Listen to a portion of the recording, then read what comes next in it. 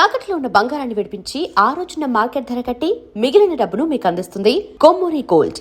India's biggest movie Peddi.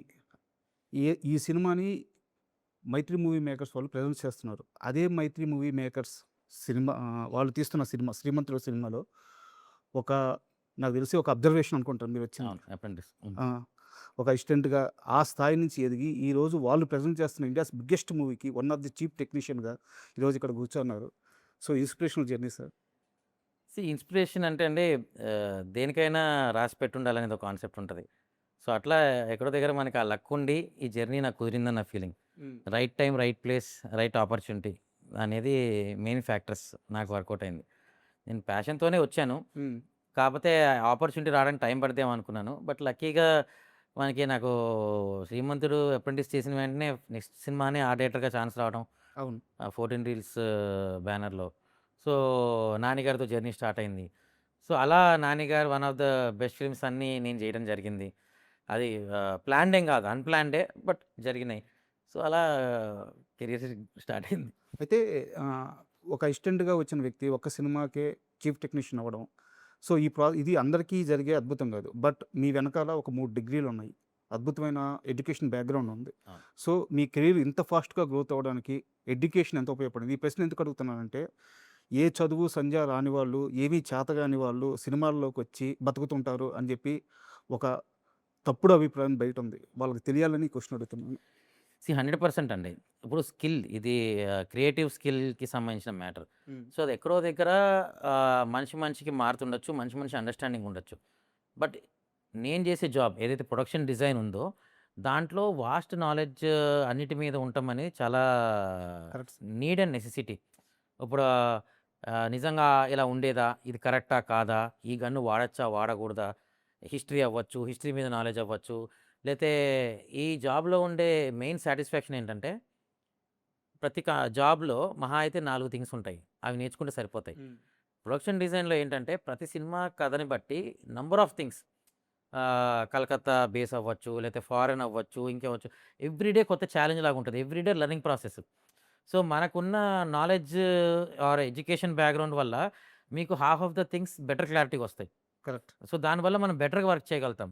Sir. ఇప్పుడు అంతకుముందులాగా ఇవన్నీ ఉన్నాయా? ఇవన్నీ జరిగినాయా? అంటే మనకంటూ ఒక అవగాహన ఉండి దాని మీద నాలెడ్జ్ ఉంటే అవన్నీ పాసిబుల్. యెస్.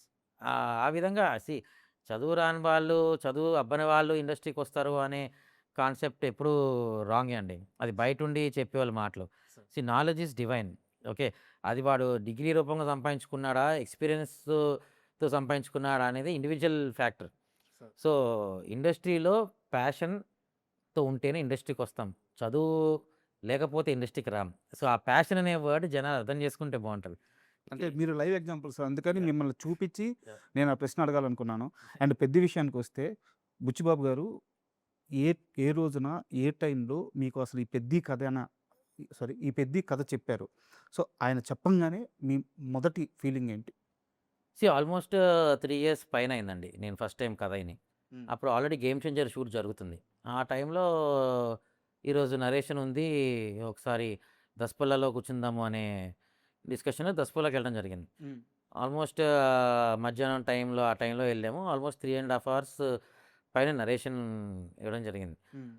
ఆ నరేషన్ అయిపోయినాక నేను కిందకొచ్చి ఆల్మోస్ట్ ఒక 20 నిమిషాలు అసలు ఈ ఈ ఈ కథ ఎలా రాశారు? ఎలా ఇంత రూటెడ్‌గా ఎళ్లారు? అని ఒక షాక్‌లోనే ఉన్నా నేను. సో ఆ తర్వాత ఇలాంటి కథకి మనం ఎలా సపోర్ట్ చేసి కథ నిలబెట్టగలుగుతాం? ఆల్రెడీ 100 మార్కులున్న కథ. దాన్ని మనం కిందకవ్వకుండా ఇంకా బెటర్ ఏం చేయగలుగుతాం అనే యాస్పెక్ట్‌లోనే వర్క్ చేయడం జరిగింది. సో లక్ ఏంటంటే ఆల్మోస్ట్ వి గాట్ మంచి టైం దొరికిందండి. ఒక 1 అవర్ 1 ఇయర్ 4 మంత్స్ పని చేసే అంత ప్రీ ప్రొడక్షన్ చేసుకునేంత, ప్లానింగ్ చేసుకునేంత టైం దొరికింది. సో, తర్వాత షూటింగ్ స్టార్ట్ అయినాక టకటకా మనం చేసుకున్నాం. ఆల్మోస్ట్ షూట్ స్టార్ట్ అయ్యి కూడా ఈ సెకండ్ ఇయర్. సార్ అయితే నేను యాక్చువల్‌గా 2 సినిమాల గురించి మాట్లాడతాను. కంపారిజన్ కాదు ఇది. మామూలుగా ప్రతి మగవాడికి అంటే చాలామంది లేడీస్‌కి కూడా కానీ ప్రతి మగవాడికి 'జెర్సీ' సినిమా అనేది ఒక ఎమోషన్. మీరు ఆ సినిమాకి వర్క్ చేశారు. సో మీలాంటి వ్యక్తి పెద్ది కథ విషయానికొచ్చి చెప్తూ సినిమా చూసినోళ్ళు ఒక రకమైన ఎమోషన్‌కి వెళ్ళిపోతారు. కన్నీరు పెట్టకుండా బయటికి రాలేదని చెప్తే 'జెర్సీకి' మేము ఆ లెవెల్‌లో అనుభవించాం.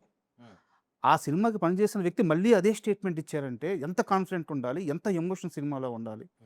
సో నా క్వశ్చన్ మీకు అర్థమవుతుంది కదా? 100% అండి. ఆ, సి కంపారిజన్ కూడా నేను చేయట్లేదు. ఉమ్, జెర్సీలో ఓ చిన్న సాఫ్ట్ ఎజెండా ఉంటది. అంటే ఒక అండర్ కరెంట్ ఫ్యాక్టర్ ఉంటది. ఒక ఫాదర్ ఎమోషన్ అది. Um, if you see it's emotion between a father and child. It's not a generic emotion. Sir correct. So, అక్కడ ఒక కొడుకు కోసము తండ్రి ఎంత దూరం ఎళ్ళగలుగుతాడు? కొడుకు విషయంలో ఎంత ఆహ్, కొడుకు దృష్టిలో తండ్రి అనేవాడు కరెక్ట్‌గా ఉండాలి అనే ఫ్యాక్టర్ మీద ఉంటది emotion. It's a emotion only. Sir but ఇక్కడ ఒక ఇండివిడ్యువల్ పర్సన్ ఎంత దూరం ఎళ్ళగలుగుతాడు? ఎజెండా సేమ్ అవ్వచ్చండి. ఎమోషన్‌ది ఎజెండా సేమ్ అవ్వచ్చు. బట్ ఇక్కడ ఇంకెక్కువ కదులుతాం. చేంజ్ ఆఫ్ కాజ్ ఉండొచ్చు. Yes. Okay. Change of cause ఉండొచ్చు. బట్ ఎమోషన్ ఇది more rooted to larger perspective. Sir అక్కడ it's between a father and son. Okay. But ఇక్కడ సెట్స్ విషయానికి వస్తే మీరే చెప్పారు సార్ 20కి పైగా సెట్స్ చేసామని చెప్పేసి. అయితే నా చిన్న డౌట్ ఏంటంటే విజయనగరం బ్యాక్ డ్రాప్ కానీ అంటే నేను నేల గురించి మాట్లాడుతున్నాను. సో అది డెక్కన్, మనకి హైదరాబాద్ డెక్కన్, ఎర్ర నేల, మనకి ఎర్ర నేల. సో ఇక్కడ సెట్ చేసుకోవడానికి విజయనగరం బ్యాక్గ్రౌండ్ సినిమా ఉండడం, ఇక్కడ సెట్ చేసుకోవడం మీకు ఎంత ఫీజిబిలిటీ దొరికింది? ఫీజిబిలిటీ వైజ్ అంటే అండి ఈ సినిమాకి ఫస్ట్ నుంచి అనుకుంది ఏంటంటే అసలు మనం రెగ్యులర్ సినిమా లాగా ఫ్లోర్‌లో వేయకూడదని. నేనేం మూవీ రెఫరెన్స్ తీయట్లేదు. రీసెంట్‌గా వచ్చిన సినిమాలు మీకు చాలా సినిమాల్లో ఇది ఆర్టిఫిషియాలిటీ ఫీలింగ్ ఉంది. అవును. ఎక్కడో నేచురల్‌గా లేదు అనేటటువంటి ఒక ఫ్యాక్టర్స్ బయటపడ్డాయి. అది వాంటెడ్‌లీ చేసిందేం కాదు. బట్ ఆ సెట్‌ని అలా డీల్ చేయడం వల్ల కనిపించింది. సో, అట్లాంటి ఆ మినిమమ్ ఫ్యాక్టర్‌లో కూడా మనం దొరికిపోకూడదు అనే దాంట్లో ప్రతి సెట్ లైవ్ లొకేషన్‌లో ఏసాం. ఏ సెట్ కూడా మామూలు స్టూడియో ఫ్లోర్‌లో ఏసి షూట్ చేసింది లేదు. Other than special song. మిగతావన్నీ మనం లైవ్ లొకేషన్స్‌లోనే సెట్‌లేసుకున్నాం. ఓకే. ఎందుకేసుకున్నాము అంటే మనకెక్కడో దగ్గర ఆ ఫ్యాక్టర్ వర్కౌట్ అవ్వాలి. ఆ రియలిస్టిక్ ఫీల్ మిస్ అవ్వకూడదు అనేది.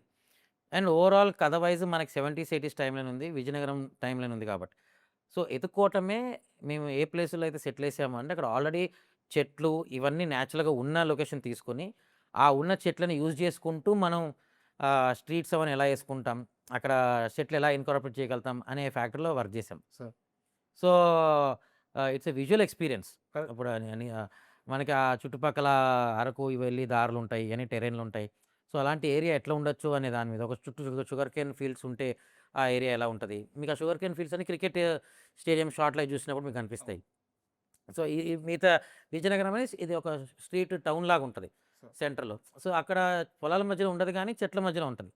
సో, అలా నేచురాలిటీ మిస్ అవ్వకుండానే డిజైన్ చేసామండి సెట్స్. అండ్ మీ డిపార్ట్మెంట్‌కి సంబంధించిన ఒక టెక్నికల్ క్వశ్చన్ సార్. మీరన్నట్టు సినిమా అనేది ఒక విజువల్ మీడియా. ఎంత లేదనుకున్నా గానీ, సో విజువల్‌గానే చెప్పాలి. అవును. అయితే ఒక ఆర్ట్ వర్క్ అనేది ఆడియన్స్ చూస్తున్నప్పుడు అతనికి నోటీస్ అవితే గుడ్ వర్కా?